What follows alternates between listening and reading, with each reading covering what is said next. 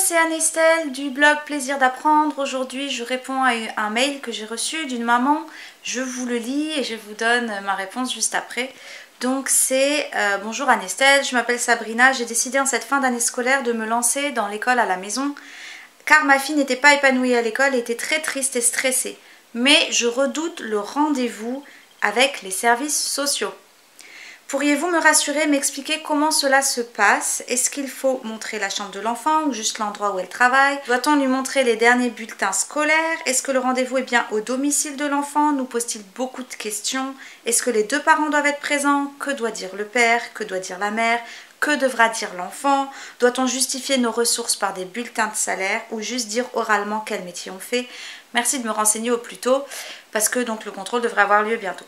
Donc, plutôt que de faire plein de blabla, on en parle tout de suite, on rentre dans le vif du sujet, c'est parti. Alors, quand dans le mail il est question du rendez-vous avec les services sociaux, il est question de ce qu'on appelle du contrôle à caractère social. À partir du moment où on décide de déscolariser l'enfant et de faire l'instruction à la maison, que ce soit en IEF, que ce soit cours par correspondance, que ce soit unschooling, il y a deux choses à faire. Envoyer un courrier à l'académie pour expliquer qu'on va instruire l'enfant à la maison et envoyer un courrier à la mairie.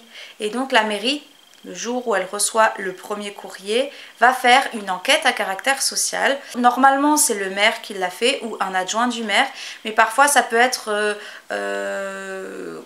ça peut être transmis à des assistantes sociales qui sont en relation avec la mairie, qui font ça, qui se chargent de l'enquête à caractère social. Donc cette enquête a lieu la première année à partir du moment où on déclare que l'enfant est instruit en famille, à la maison, et tous les 2 ans ensuite. Cette enquête a pour but de vérifier que c'est bien la famille qui assure l'instruction à la maison et que l'enfant est bien donc instruit par ses parents et pas par quelqu'un d'autre, parce qu'il est interdit par la loi, par exemple, qu'une famille instruise ses enfants et instruise les enfants d'autres personnes. Donc voilà, ça a pour but de vérifier ça, ça a pour but de connaître un petit peu pourquoi les parents ont décidé de faire ce choix et puis surtout de vérifier que l'enfant est dans une famille qui sera saine, dans le sens où l'enfant va pas être embrigadé, que c'est pas quelque chose de sectaire, etc. Donc voilà, ça c'est l'objectif de l'enquête à caractère social. Maintenant, qu'est-ce qui se passe? Lorsque vous recevez la convocation, l'enquête peut avoir lieu autant à la mairie que chez vous. Donc il y a les deux possibilités. Quoi qu'il en soit, voici les éléments qui peuvent vous être demandés. Donc l'âge et le nom-prénom de vos enfants qui sont instruits à la maison. On va vous demander les motifs de votre choix, donc en sachant qu'il ne s'agit pas de vous justifier, mais juste d'informer quelles sont les raisons qui vous ont poussé à partir dans ce type d'instruction. Et comme je vous le dis, vous n'avez pas à vous justifier, donc il n'y a pas besoin de rentrer dans quelque chose où vous devez prouver que vous êtes capable de le faire. Non, c'est vraiment juste donner vos motivations très très simplement. Après, si vous êtes dans une discussion, dans un échange, que vous voulez aller plus loin, vous avez le droit, mais vous n'êtes pas obligé de vous justifier. On peut vous demander aussi comment sont organisées les journées, quel est le temps consacré à l'instruction, quels sont le temps consacré aux activités, est-ce que l'enfant a des horaires un peu précises, etc. Voilà, pareil, c'est pas pour rentrer dans les détails, là ça sera plus du ressort de l'inspection académique. Mais là, c'est vraiment juste pour savoir un petit peu comment s'organise la vie de l'enfant. Et donc, on va vous demander s'il fait des activités à l'extérieur. Là, c'est plus pour vérifier que l'enfant est bien sociabilisé. C'est vraiment la grande hantise de toutes les personnes qui viennent vérifier que l'enfant reçoit une instruction à la maison, etc. C'est le truc qui fait peur à tout le monde quand on dit qu'on fait l'instruction à la maison.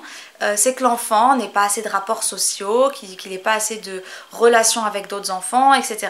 Donc voilà, ils vont vous demander s'il fait des activités à l'extérieur, s'il voit d'autres personnes, s'il n'est pas tout le temps enfermé chez lui. Ça peut se comprendre aussi. Donc voilà, on peut vous poser ce genre de questions.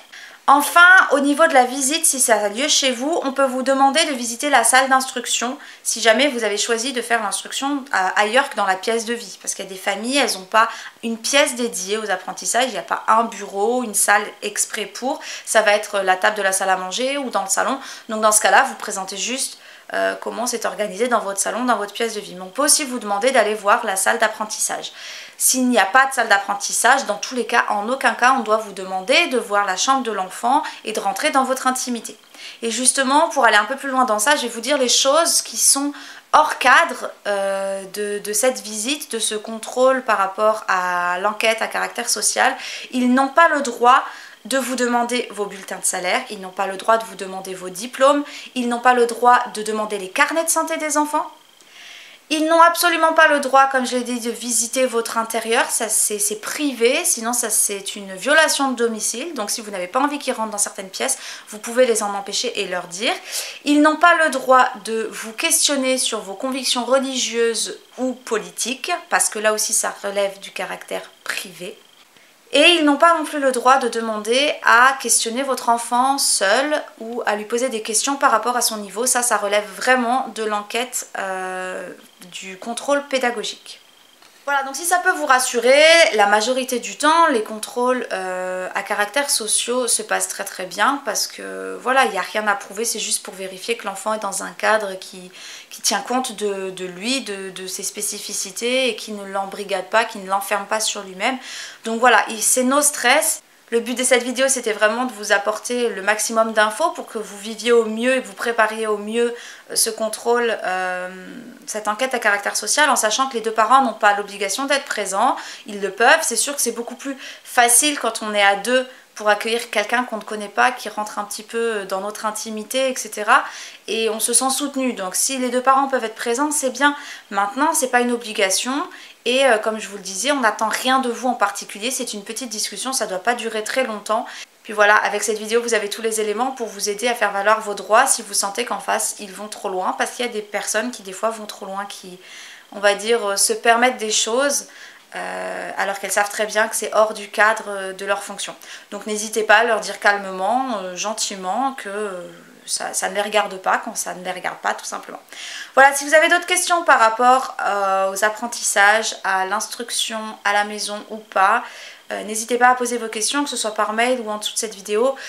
Je vous encourage aussi à participer au programme gratuit sur 7 jours pour démarrer l'instruction à la maison en toute sérénité. C'est vraiment les bases pour savoir si c'est fait pour vous et puis pour vous donner quand même du contenu qui vous aide à vous préparer à cette aventure si vous avez déjà fait votre choix. C'est gratuit, donc je vous remets le lien voilà, qui s'affiche dans l'encadré de la vidéo et puis je vous le remets en bas dans la description.